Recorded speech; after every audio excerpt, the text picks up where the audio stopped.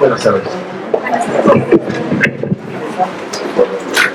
Quiero agradecer su presencia en esta conferencia. Espero que mi participación sea útil. Quiero agradecer a mis compañeros participantes también por su participación. El tema del que voy a hablar es acerca de la alienación. Nos llevará a la alienación parental al final, pero vamos a hablar de la alienación. Como tal, debemos de entender el término, que es un término en latín, que viene de alienatio y es un acto o un resultado de enajenar, que alude a quitar o extinguir, es decir, partir o dar divisiones acerca de una mente, de una personalidad, de una conducta o de un entorno social. Este concepto aparece en diversas ciencias. Generalmente lo ocupamos para entender que la alienación es la pérdida de algo que es propio o bien que constituye la esencia de algo, en nuestro caso de alguien, o en el caso particular, nuestros niños.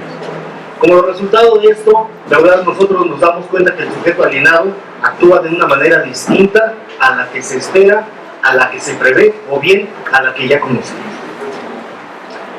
Esta alienación, también conocida como esta enajenación, despoja al sujeto de su personalidad, lo pasa a controlar, lo anula en su libre albedrío, lo convierte en una persona dependiente de intereses de quien lo enajena, de quien lo condiciona, sea de manera individual, a nivel organismos, a nivel gobierno, entre otros casos.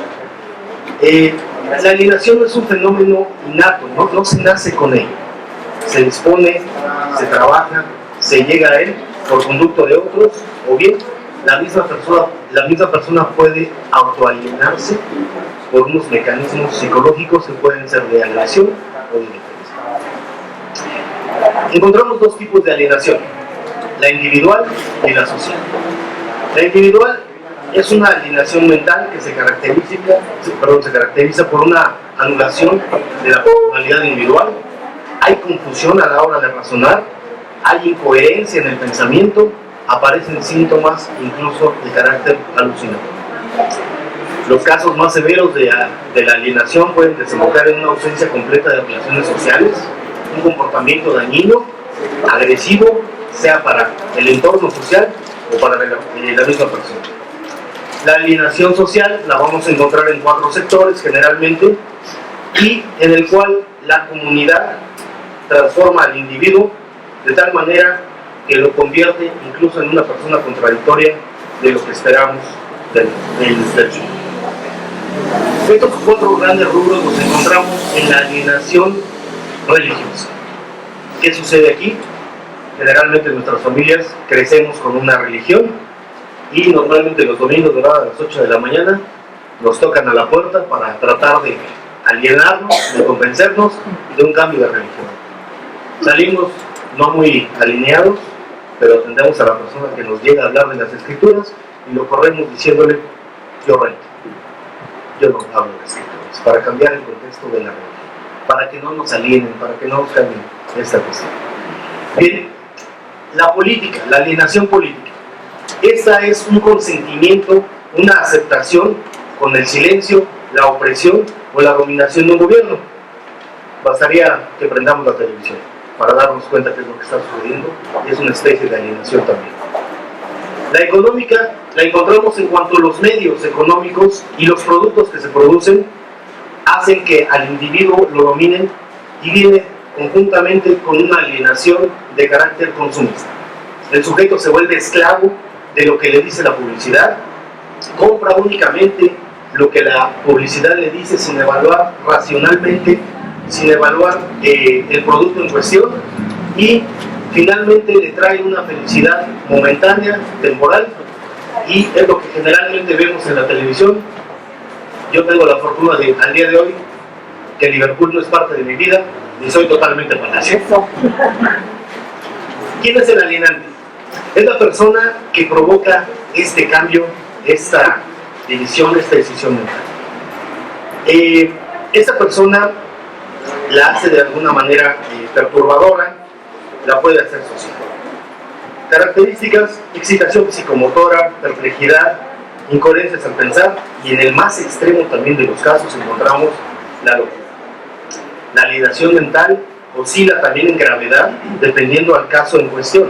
En casos severos, como se ejemplificó en comentarios anteriores, puede incluso aislar al individuo de las relaciones sociales y puede incluso transformarlo en un sujeto agresivo. El alienado es el término que se utiliza para designar a aquella persona que está padeciendo esta alienación. Su característica es que se vuelve vulnerable, maleable, adaptable a los intereses de un mundo exterior, que le indica y le propone qué es lo que tiene que hacer. Las causas que pueden existir para la alienación, en este caso, pueden ser fuertes presiones, pueden ser estar sometido a tensiones, puede ser la presión económica, política, social, a la que una persona puede estar sujeta a que alguien lo aliene, a que alguien conductualmente lo empiece a manejar. Si bien la alienación se ha entendido como una palabra transformadora, también lo podemos encontrar como concepto de loco, perturbado, demente, desequilibrado. Contrario a la alienación, encontramos al equilibrado, persona aquella, sujeto o entorno social, que se encuentra dominado por la prudencia y la sensatez.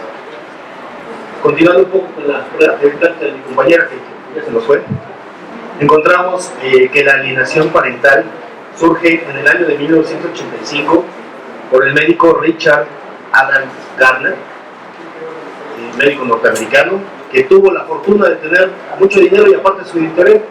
Entonces, si no había quien le publicara sus ideas, él mismo se publicaba sus libros, y yo creo que hasta se los compraba para darse difusión. Este término principalmente lo refiere para describir un desorden psicopatológico en el cual un niño de forma permanente denigra e insulta sin justificación a alguno de sus progenitores, generalmente, pero no exclusivamente al padre, y se niega a tener contacto. Este concepto como término médico, como síndrome, no está reconocido, ¿sí?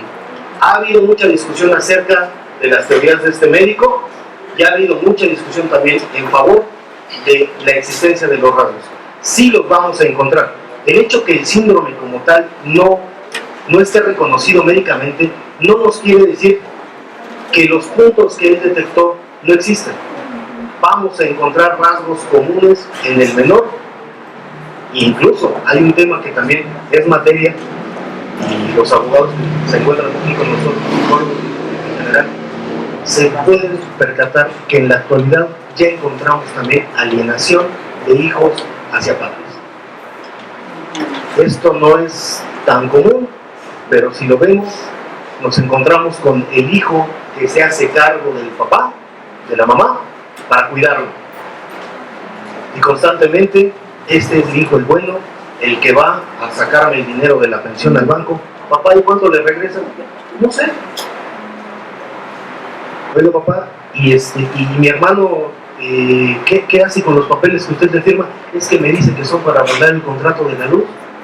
Y cuando se muere el papá, contrato de donación en favor del hijo que lo cuida. Esa alienación también ya la estamos encontrando de padres a hijos que aprovechan el estado de discapacidad o de disminución de facultades mentales. ¿Para qué? Para obtener beneficios. Ya no es exclusivo de padres hacia hijos, ya también es de hijos hacia padres. Este síndrome del SAP, ¿verdad? Como les he comentado, no está técnicamente o médicamente reconocido. Aparte, yo no soy médico, soy abogado. Simplemente mi intención es dejar claro que nunca fue diagnosticado el síndrome de alienación parental fuera de un litigio. Solamente se diagnostica en litigio. Tampoco es aceptado en los juzgados de ningún país, a excepción de Brasil y México. ¿Dónde lo encontramos a nivel nacional? Dentro de la legislación federal encontramos en el Código Penal Federal, artículo 343 bis a 343 cuarta, que nos refiere que la violencia familiar pues también consiste en actos o conductas de dominio, control, agresión física o psicológica. Asimismo, el artículo 343.4 nos dice que en todos los casos previstos, ¿verdad?, solamente exhortará al probable responsable para que se abstenga de esta conducta. El Código Civil Federal nos dice que los integrantes de la familia tienen derecho a que se les respete su integridad psíquica, entre otros, que la psíquica es la que nos importa. Y el 323 del Código Civil Federal nos explica que todos los integrantes de la familia están obligados a evitar conductas que generen violencia familiar. Muy bonitos textos, nada en la realidad. El único que ya nos describe la alienación parental como tal es el Código Civil para la ahora Ciudad de México. Eso está en el artículo 323, séptimos, que dice que comete violencia familiar el integrante de la familia que transforma la conciencia de un menor con el objeto de impedir, obstaculizar, destruir vínculos con uno de sus progenitores, y lo describe que la conducta descrita en el párrafo anterior se denomina alienación parental. Y asimismo dice que en este caso, cuando es realizada por uno de los padres. Y aquí surge la primera duda. ¿Y el otro no comete alienación parental? ¿Por qué nada más uno de los padres? Entendido textualmente, pero se refiere a que los padres son los que lo cometen. ¿La familia no comete alienación parental? Claro que la comete. Yo siempre he dicho que cuando le quieran arruinar la vida al otro, déjenle al niño un rato. Verán cómo va a entender lo que es convivir y batallar. ¿Cómo alienamos? ¿Qué ejemplos tenemos para alienar en la familia? Bien fácil. Sin decirle nada al niño, vente mijo, vámonos al parque porque ahí vamos a ver a tu papá, mamá, arroba, como le quieran poner para no entrar en cuestiones de género. El niño va con la ilusión de que va a ver al que no ve. Todo eso está maquinado, porque el que lo lleva o la que lo lleva sabe que nunca quedó, que nunca hizo una cita, pero solamente está trabajando la mente del niño. Llega la hora acordada, que a lo mejor el niño pues, no sabe de horario ni trae reloj, pero se da cuenta que empieza a pasar el tiempo y el sol empieza a bajar, se empieza a oscurecer. El padre, maquinador, sin decirle nada al niño, se lo lleva. Yo no le tuvo que decir que si su papá o su mamá es malo, incumplido, baquetón, desgraciado, todo lo que dice la señorita Laura.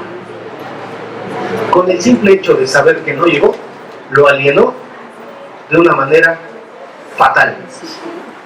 Otro ejemplo, el papá de fin de semana es el papá bueno.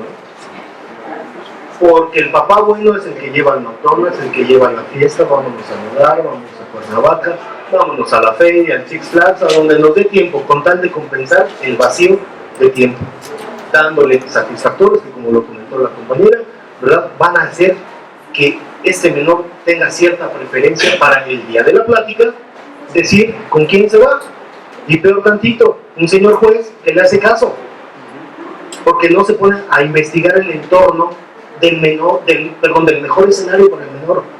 Pues si el papá le encanta Six Flags, ahora que lo lleve diario, a ver si es cierto que le aguanta el paso. Yo he promovido en la marcha en la que participé, y afortunadamente ya tuve una señora que entendió este concepto. Ya presenté una primera demanda en la cual la señora, como tal, aparte de pedir la pensión, ella como prestaciones está demandando que se involucre al padre en la crianza compartida. Ella pidió dentro de las prestaciones que se le obligue al señor a ir por él conforme a su horario de trabajo para que lo lleve a la escuela, que esté en las juntas, que si se enferma el niño, pase por él, porque si sacamos al niño de urgencia a las 2, 3 de la mañana con 40 de fiebre para llevarlo a FOC o al hospital que ustedes quieran, pues con mayor razón se lo puede llevar aunque tenga gripita, ¿no? Que también le batalle, que también sepa lo que es batallar en la enfermedad con el niño.